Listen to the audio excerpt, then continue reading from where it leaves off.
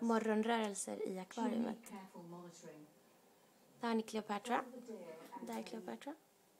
Och där är Simba. Och där är pricken. Där bak.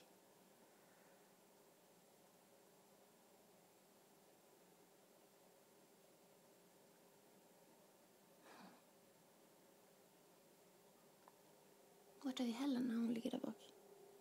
Jag kommer att fram där. Så jävla fin. Så den här svarta randen som finns på hans ryggfena. Där är pricken. Vad är pricken? Han får simma bakåt.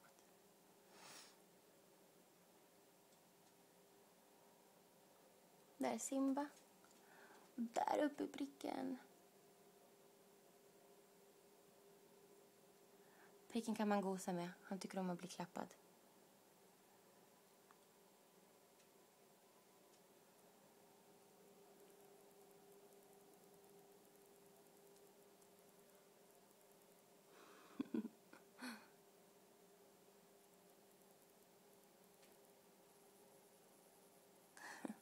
Jag ska se om jag kan få Helen på video också. Hon ligger där bak. Där är hon.